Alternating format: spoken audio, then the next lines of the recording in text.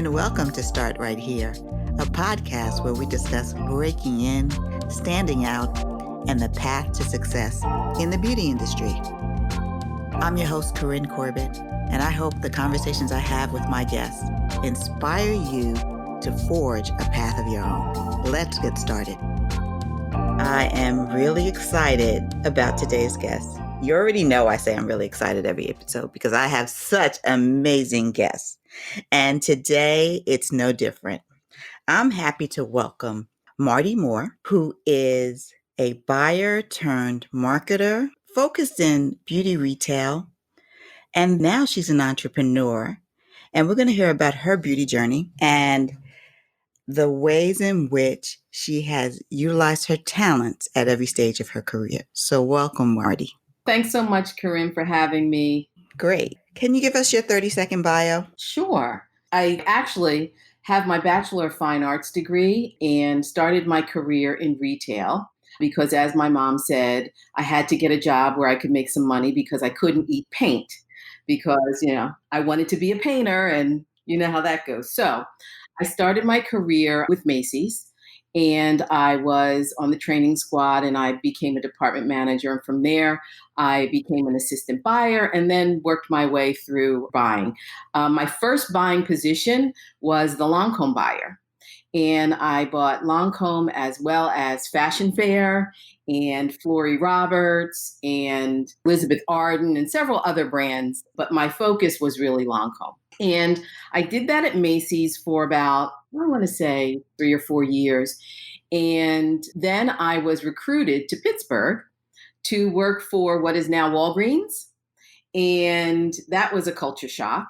That lasted maybe 9 months. And a woman that I worked with at Macy's had moved to Boston and recruited me to Boston. I gave her a call and I said, I thought this was going to work in Pittsburgh, but this is really not for me. So she said, no worries, come to Boston. So I went to Boston and I worked for Filines for a number of years. There I was a Lancôme buyer and I was a fragrance buyer.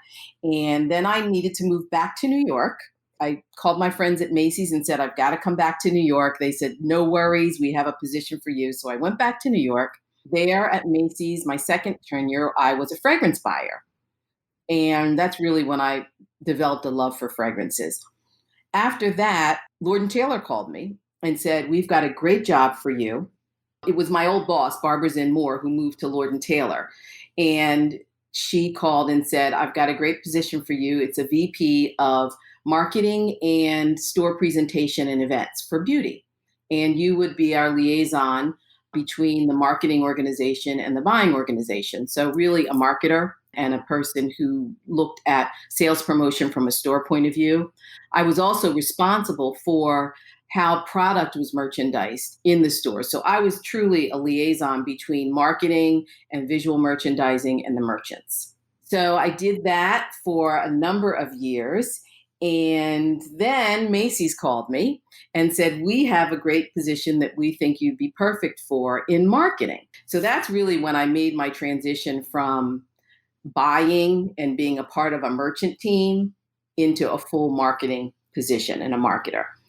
And it was a position for marketing for beauty. And I struggled with whether to take it or not. And I thought, you know what, Macy's is a huge national retailer. And so I took the leap. I went back to Macy's for the third time and was there for a number of years. And through all the transitions and reorganizations, last year, 2019, in February, they offered packages. They were reorganizing again. And I had been waiting actually for a package. They had offered packages 2 years prior and my name never came up. And I was like, shoot.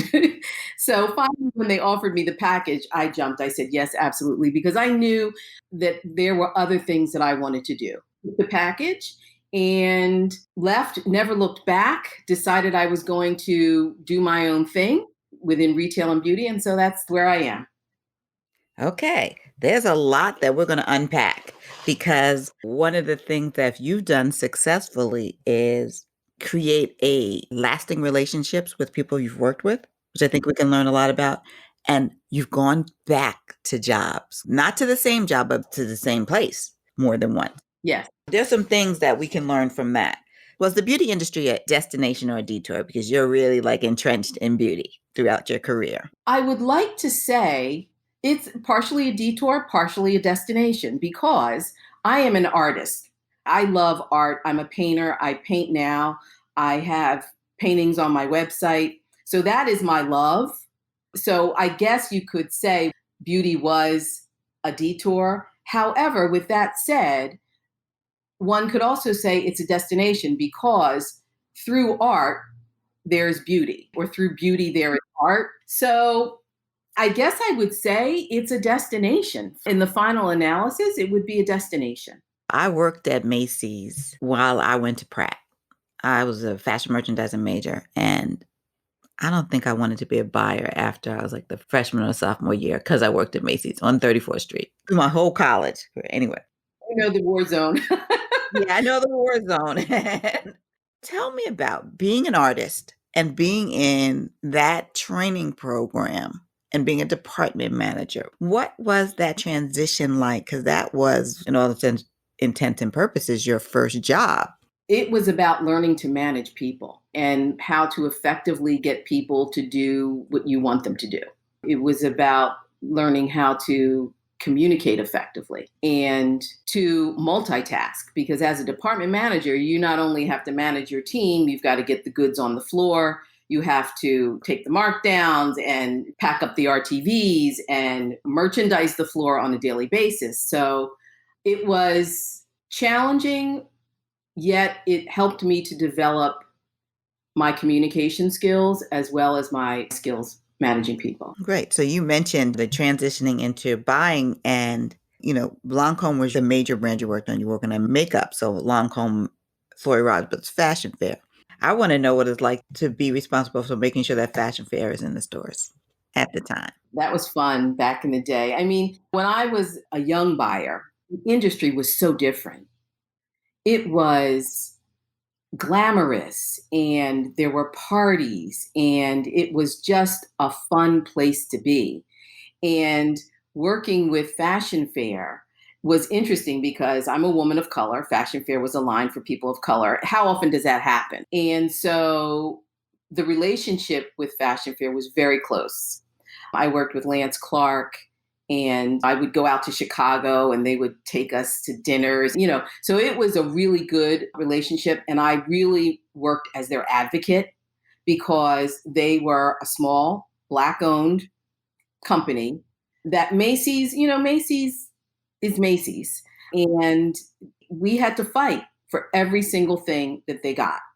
And I almost felt like I worked for them. I felt a very personal connection and responsibility to help them to make their brand successful at Macy's. And, oftentimes, I bought Lancôme as well. So it was a balancing act because, Lancôme was Lancôme and they wanted to think that my full attention was on Lancôme. It was a balancing act, but through that, I learned really strong negotiation skills and how to balance relationships so that everyone feels like they're being treated fairly and that they have my full attention. That's interesting. So in terms of when you're buying clothing, you're looking at seasonal stuff. What are the indicators? What are you looking for when you're buying beauty? Efficacy of product.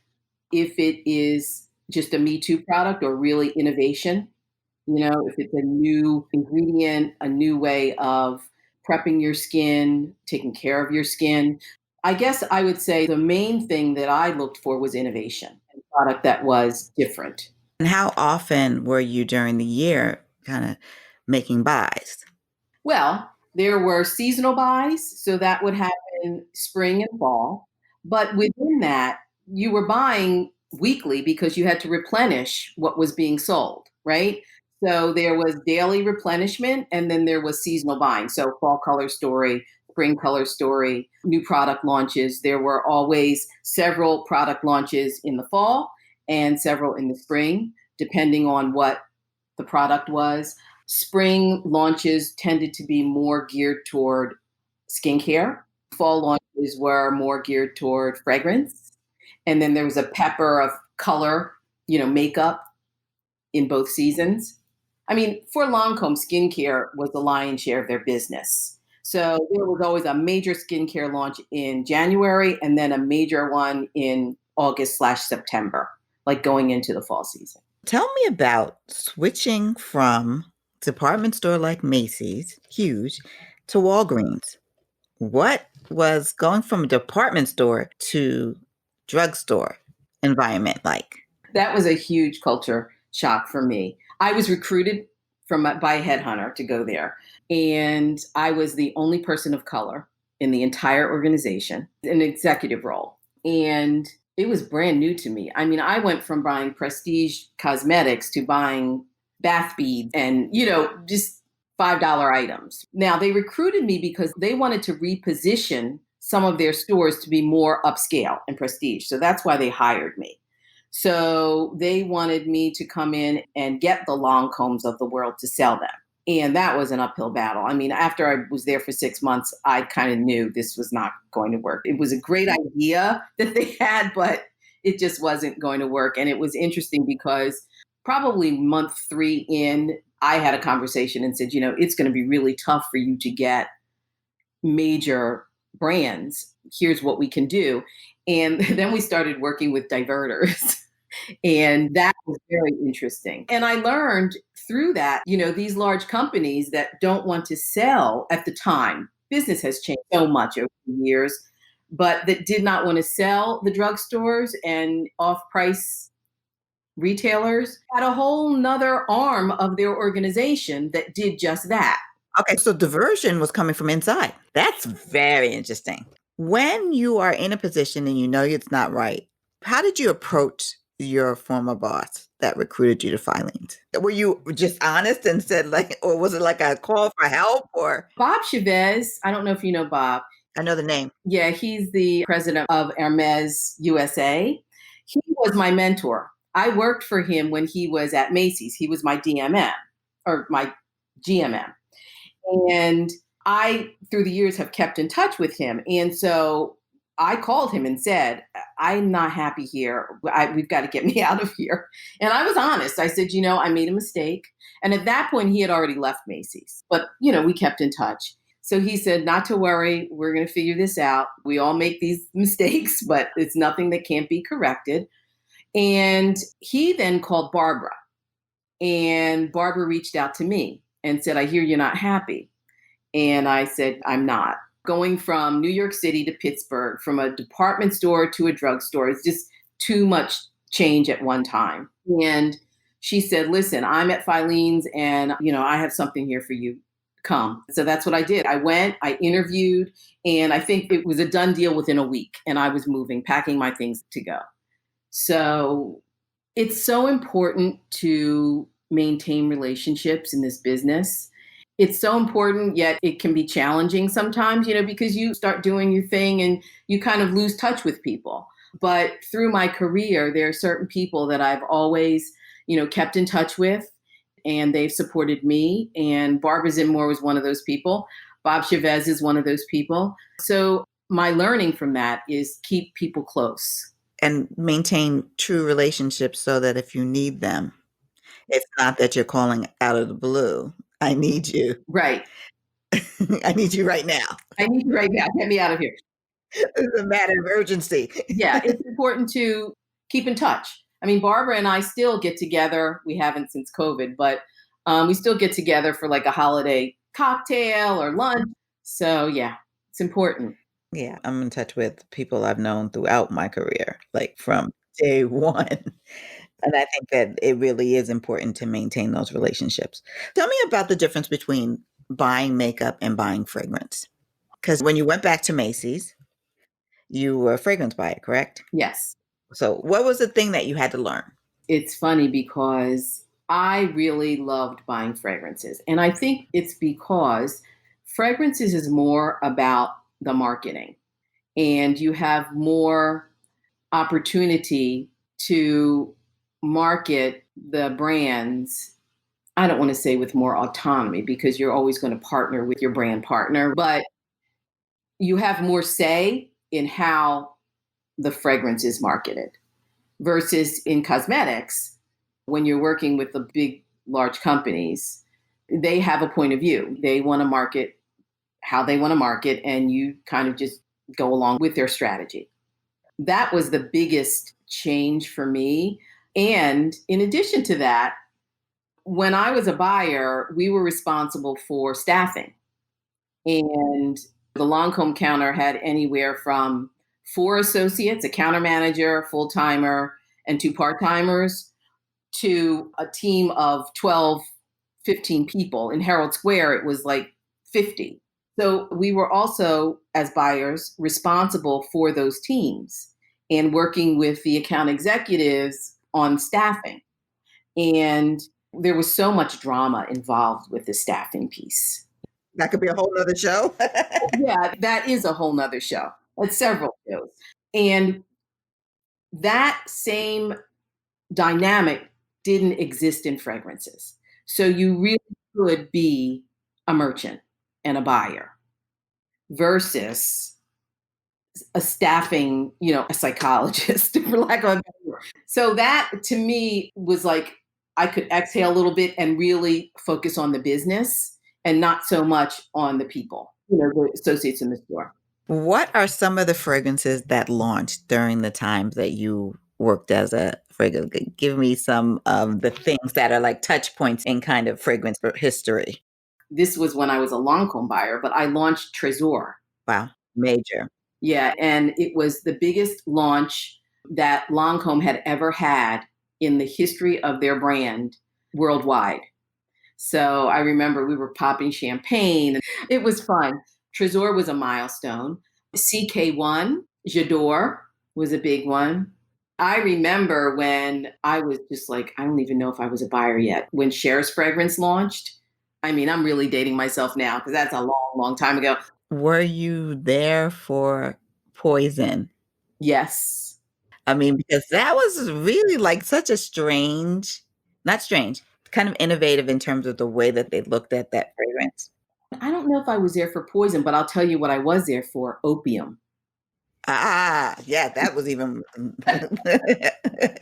those are really touch points in fragrance history in terms of the way that you look at them. And when you think about J'adore, which is still really, really popular today. But CK1 was, the whole unisex and all of that. That was really, really That was groundbreaking. That was indicative of the time.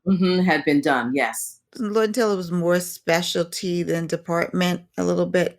And what I think about at Lord & Taylor is when you're on the beauty floor at Lord & Taylor, you could smell all the fragrance. More so than you did in Macy's, but Lord & Taylor, you had smelled it all. Yeah. Well, I think it was a physical plant. It was that big ballroom type of a layout where Macy's was more like alcoves. And so I think the fragrance permeated a little bit more through used to call it the Great Hall. I really enjoyed my tenure at Lord & Taylor. It was a small company. They were very agile. I went there when Jane Elfers was the president, and they were repositioning to be more of a specialty store. So that's when they had 100 plus stores, and they closed all the stores in Florida, all across the country. And so they brought me on board to really help them go through the repositioning. At Lord & Taylor, I felt like I was a decider. I felt like my voice mattered, and I had a certain amount of autonomy in my role, but I was brought in to the fold with all executive decisions that were made as it related to beauty. So Barbara and I kind of worked hand in hand. It was refreshing to be part of that decision-making process. Compare that to Macy's, which is a larger organization. How did decisions get made and how were you informed of them? Macy's, it's a big machine and they have established processes and many layers. So it was oftentimes more difficult to have your voice heard. And because there were so many layers, people tended to just kind of go through the motions and not really challenge themselves or the status quo, if you will. Right. So the very definition of stay in your lane. Yes, stay in your lane. And people used to say that. People used to actually say that, stay in your lane. Really? Oh, yes. Where Lord and Taylor, it was kind of like, yeah, the lanes are open. Like if you're comparing it, they're like, okay, so let's collaborate. hmm Lord and Taylor was much more of an entrepreneurial environment and collaborative environment. And I really thrived in that environment. And maybe it gave you a taste of what it's like to be an entrepreneur. I think so.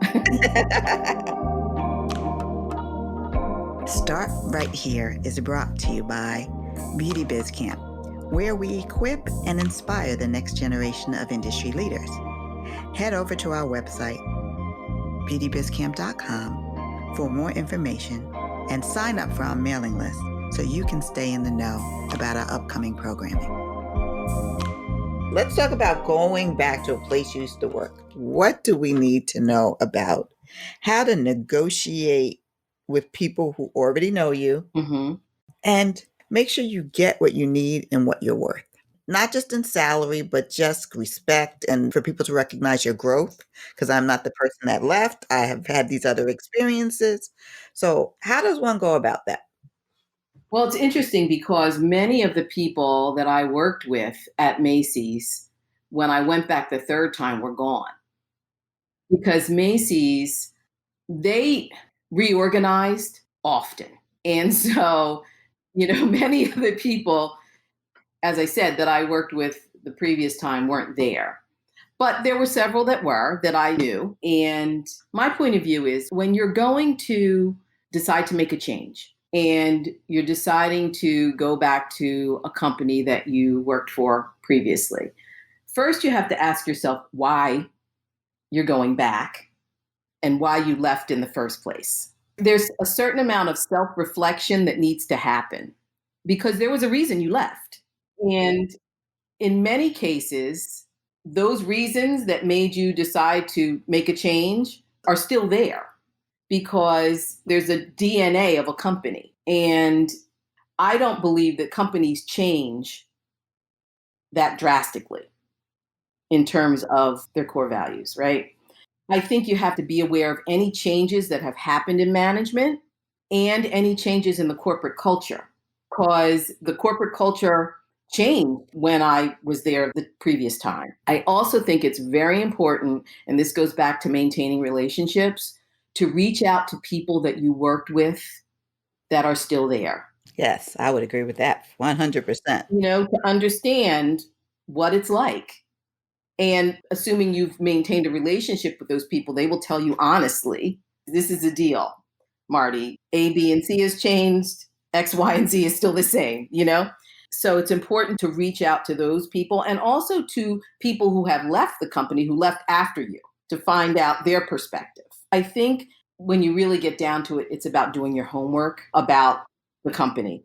And that's the case with anything that we do. We've got to really research it and do our homework and be informed. Would you say that some of the same things apply when you get a job opportunity elsewhere and you get a counteroffer? Absolutely. Absolutely. Because my experience has been that every time I resigned to go elsewhere, the company that I was with always counteroffered. And they were always like, we don't want you to go, stay, we'll give you this, we'll give you that.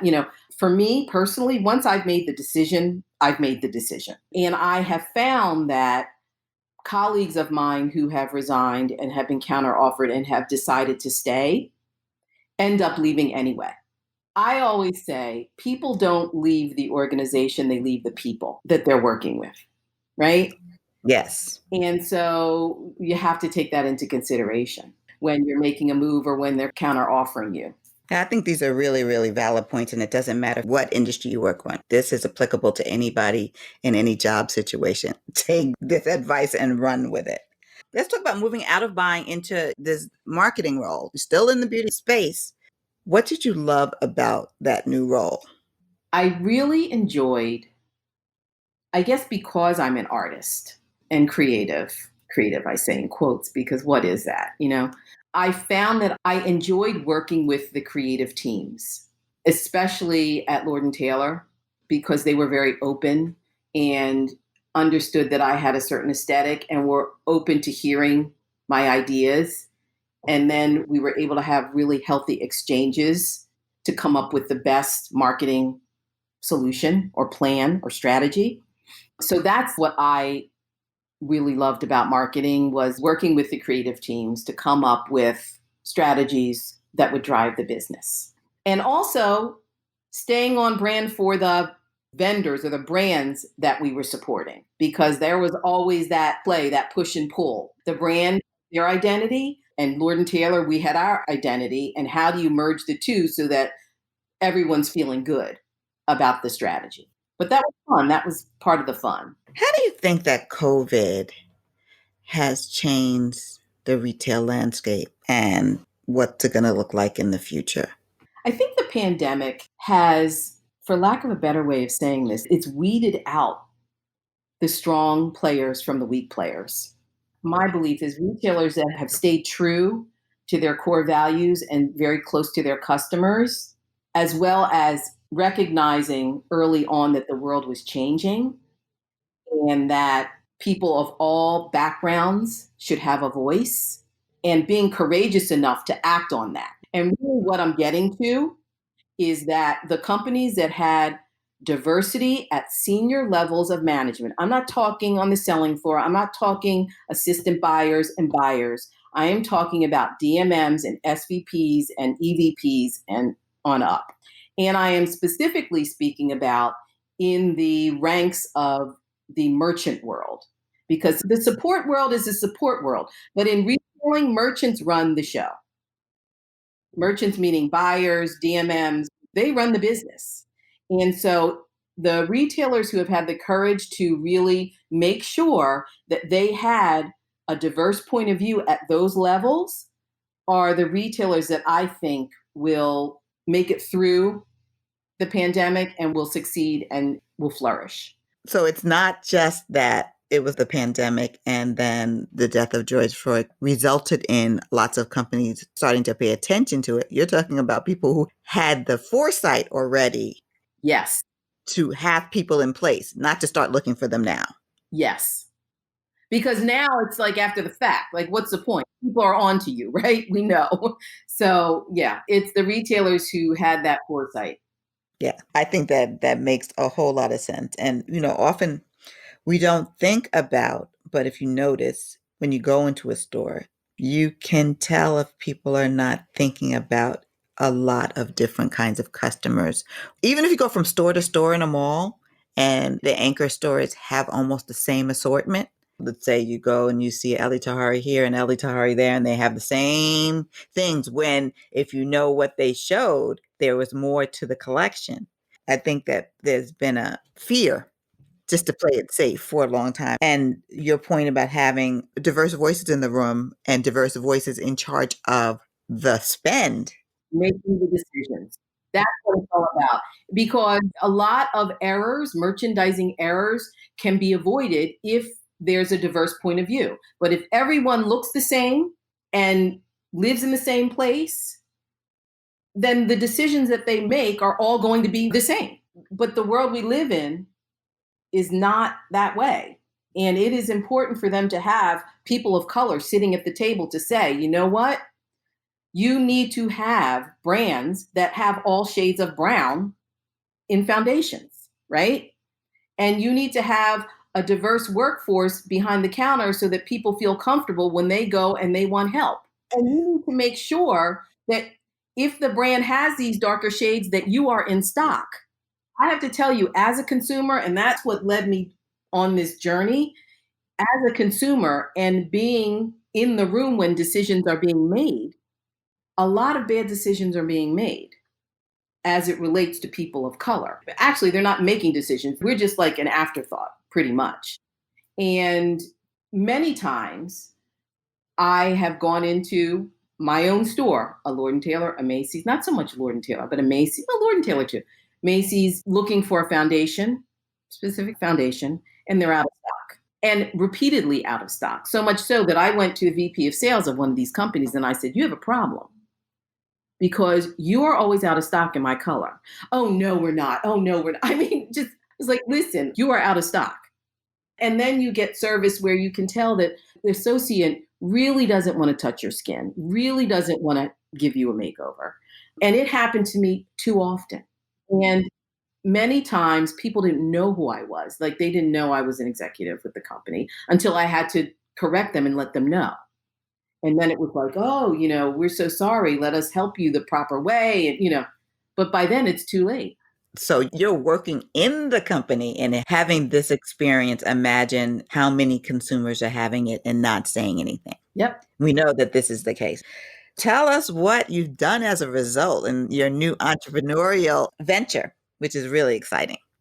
So I decided when I left Macy's that I was going to open a retail store.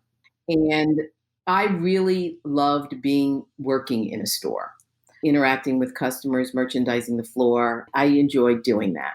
So I decided that I was going to do that on my own. And I had a store location. I had a lease that was signed. I did a lot of work prior to that point, researching brands and understanding exactly what my niche was, who my customer was, where I wanted to be. I did all kinds of demographic studies, just making sure that I knew there was merit to what I was doing, but I needed to see the data behind it. And so I researched for, oh my gosh, probably a year, and then took the leap, left Macy's. And at the time, I had always used large brand product, but I always had very sensitive skin. So I oftentimes would get irritation, not real big breakouts, but just irritation, and never really knew why. Once it would get irritated, I'd try something else. But through my journey, I realized that in many products that we're being sold, there are toxic ingredients. I mean, it's shocking. And that's what irritates our skin. I then started on a clean beauty journey, trying to understand what products carried toxic ingredients and what toxins were out there that were put in products. And not only that, but what good ingredients were there that we should look for in our products. So that took on a whole nother study for me. And so I decided, you know what? I'm going down the clean beauty route. And I want to, because what we put on our skin is absorbed into our bodies. And I don't think people really think about that. So I decided that I wanted to educate people of color because we have enough stress in our lives, outside stress. We don't need to be stressed about what we're putting on our skin. And we need to feel good about it. And we need to know that when we use a product, it's not going to have adverse effects. Really, my mission was to come up with an environment that was welcoming, with product that was safe for us, and really educate and give my customers knowledge about product ingredients. So you were going to have this store. Yep. And a new company. Mm-hmm. Then COVID-19 happened. Yes. I had a store. It was a beautiful corner unit in Bed-Stuy. I had contractors getting ready to do the build out. I actually signed the lease on March the 12th. And I think 7 days later, the city was shut down. And I remember sitting in the attorney's office exchanging the papers. And we were kind of joking about what was going on. We didn't shake hands. It was kind of like cavalier. We weren't really that concerned. And we were shut down a week later. All the contractors were calling me, can we work? And we couldn't. No one could do anything. And then about a week later, I got sick. And at that point, I was like, I called my accountant and I called my attorney, and thank the good Lord, I had really good support there. They advised that I should get out of the lease. They said, you know what? You're a brand new business. You don't have a customer base yet. This is going to just be a money pit for you. You're not going to be able to sustain it. And furthermore, we don't know when this is going to end, this lockdown. So if we knew in 6 months, everything would be fine, then we would advise you differently. But because there's so much uncertainty with this is our advice. And at first I wasn't going to take it. I was like, I'm going to do it. I can do it. And then as each day went on, I was getting sicker and sicker. And I thought, you know what? Have to cut the cord. Fortunately, I had a really good attorney and I had a good guy clause in my lease. So I was able to get out of the lease very easily and no hard feelings. And everybody just said, you know what? Maybe a different day, different year. And so that was that. I was sick from the end of March through like June. I mean, I was out. It was horrible.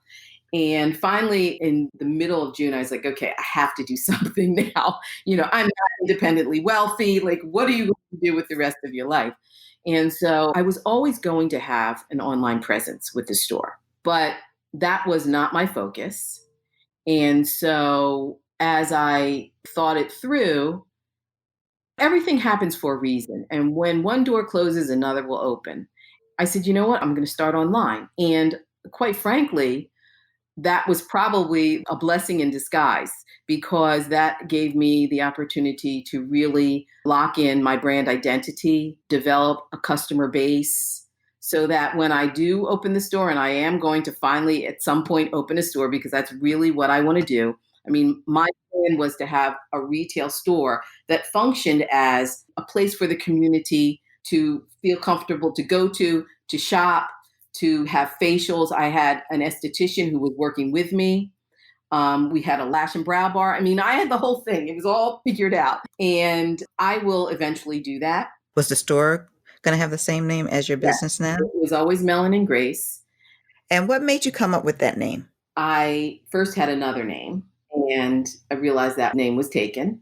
And I had to do a lot of research in terms of searching what wasn't taken.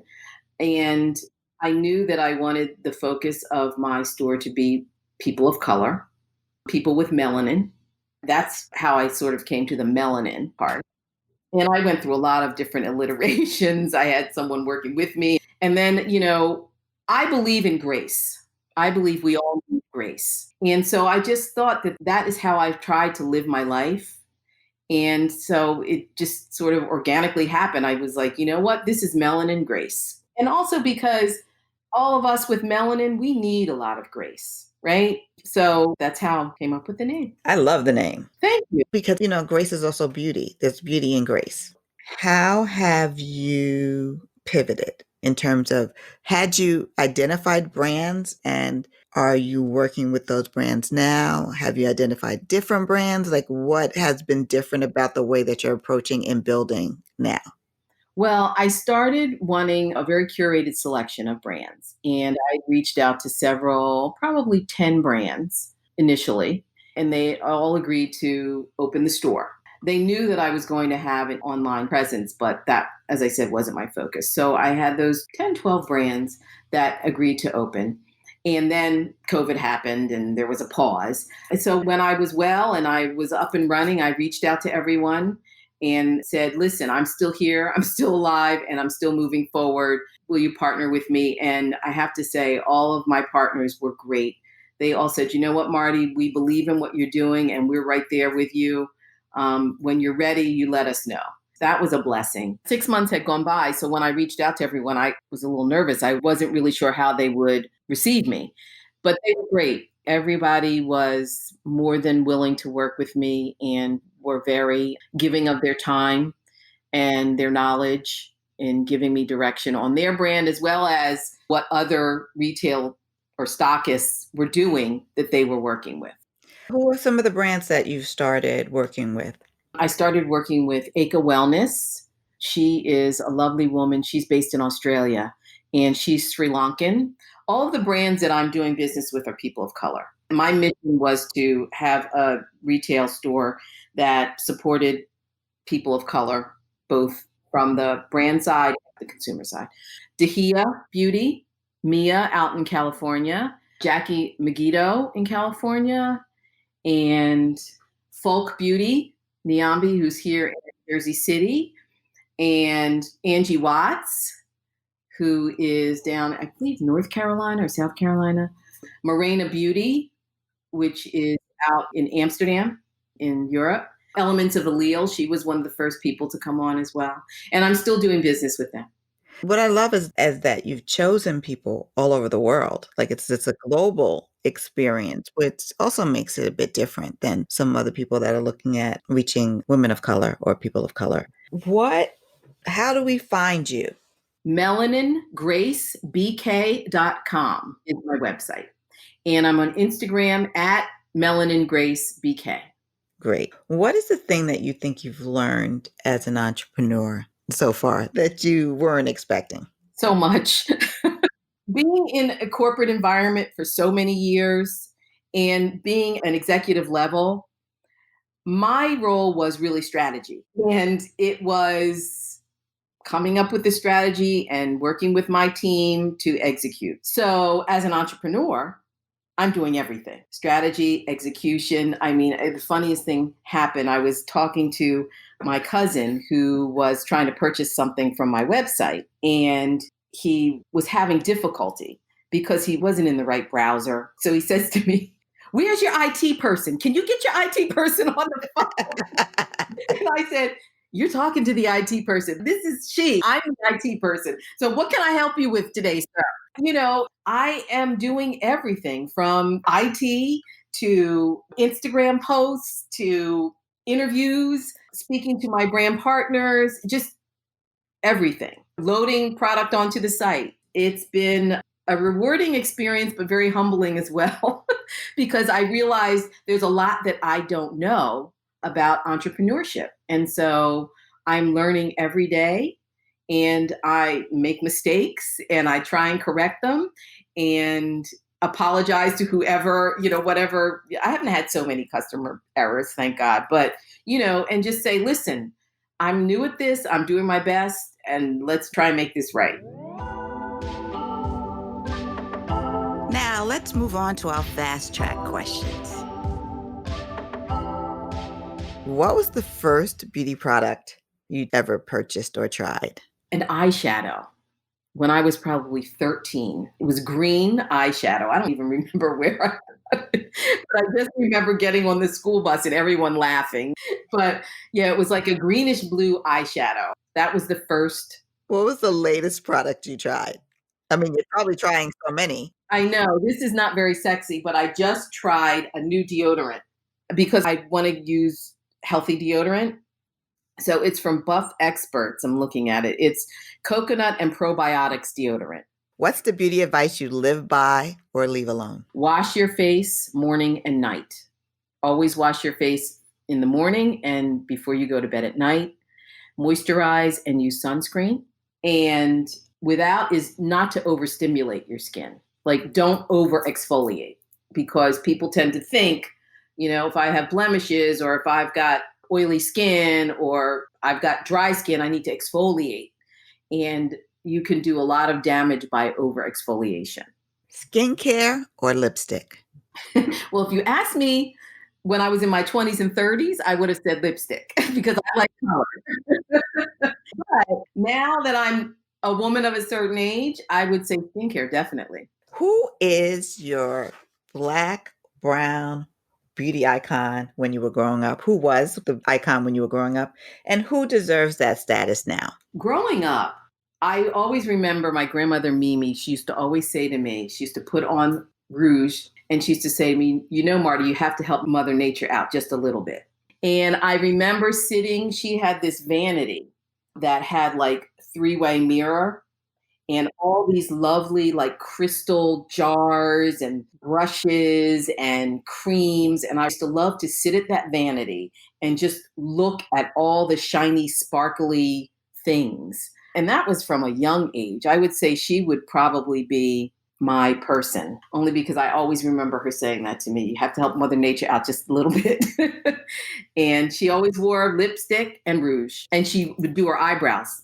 It's the other thing. And who'd you say deserves that status, or does she still like maintaining her status now? I kind of have my own thing. I don't really necessarily look to celebrities or others for that. I don't know. That's probably a pretty lame answer, but No, it's not. It's not. It's fair. If someone wanted to follow in your footsteps, I would tell them to follow their dream and be true to themselves and don't do anything that they really don't want to do. If I had really followed my dream, and I don't know, you never know. Hindsight's 2020. I'd be a painter probably. Maybe have my artwork in the Met, I don't know, at the Guggenheim or somewhere. But I would say follow your dream and don't put it off. Don't say, oh, I really want to do this, but I'll do it in a couple of years. Have a sense of urgency if it's really in your heart to do it. I think that's critical and really, really important because I sound like my mom. Tomorrow is not promised. Do it now. My mother used to say, live for today. Live for today. And that didn't mean be reckless, but, live your dream. Yeah. And don't let people talk you out of it. Don't let the naysayers, because there will always be people who are going to tell you why it can't be done, but don't let them. I mean, they're going to do it, but don't listen to it. Don't let it get in your head. Be true to yourself and follow whatever it is that you think you want to do. If you want to be a buyer, stay focused, because even now in 2020, it's not easy for people of color to break into buying. Why is that? It's systemic. And companies will say, well, we get them as assistant buyers, but they never stay. Well, they never stay because they see their counterparts who started on squad with them promoted to buyers and DMMs, and they're still an associate buyer. And given all the reasons why they're not quite ready yet. And it's because you have people in the DMM position and the SVP position that don't look like them, that can't relate to them, and they're not their first pick. And that still happens to this day. Not surprising, but still disheartening. It is. But that's why I say, don't be discouraged. Keep pushing. Find someone that can give you guidance. The other thing that I would add that you have really demonstrated in your career trajectory is create authentic relationships. When you create authentic relationships, you're able to take the pulse, kind of like have a sounding board and work with somebody to make some critical decisions about, is it time to move? Is it time to fight? Is it whatever it is that you want to do? Sometimes that person is not a mentor, but they're kind of like a sponsor. So I would just add create relationships to following your dreams. Sometimes you need some help or a push. Yes, you're absolutely right. And you know what? In addition to following your dreams, create relationships and maintain those relationships. That's what's so important, because we're all busy and we all lose sight, and I'm guilty of that too. You're moving, at 50 miles an hour, and you tend to think in the moment and what your needs are and where you want to go and what you have to accomplish. And you don't think about, gee, I haven't spoken to so-and-so in 6 months. Maybe I should try and reconnect. And especially with COVID, it's even more difficult, because it used to be you could just go out and have a cup of coffee or have a cocktail with somebody. And now it's just like you have to schedule a Zoom or a FaceTime or, and it's kind of no fun. That's very true. But even if it's not fun, you got to do it, people. Yeah, you do. And it has to be premeditated. You have to really put it on your to-do list. Otherwise, it'll fall off. What are your hopes for Melanin Grace for 2021? My hopes for Melanin Grace for 2021 is to be profitable, to have a very developed customer base, and to open a store, to open a brick and mortar store. I'll stand and hold those truths for you. Thank you so much for being a guest today. It's been really, really enlightening, especially the retail stuff, because I thought that was what I was going to do, but I'm not built for that. I'm not built for that. Yeah. It's not for the faint of heart. It's hard work. It's a lot of hours, and it's building relationships, but staying agile. And to your point that you made earlier, it's knowing when to move. Exactly. And I have been blessed because every move that I've made, I've been promoted. It's been like a better position or a position with more exposure, more money. And I think I was successful with that because I always spoke my truth. And I think that's why the people that I worked with, we had a good relationship, is because they always knew that I would speak my truth, that I wasn't going to pull punches. And it did work against me sometimes too, because people don't always want to hear the truth, right? Or what my version of the truth is anyway. But I think that served me well. Well, thanks again. I really appreciate you spending the time with me. Well, thank you so much, Corinne. It was a pleasure. I enjoyed it. It was fun. Great. That's our show for today.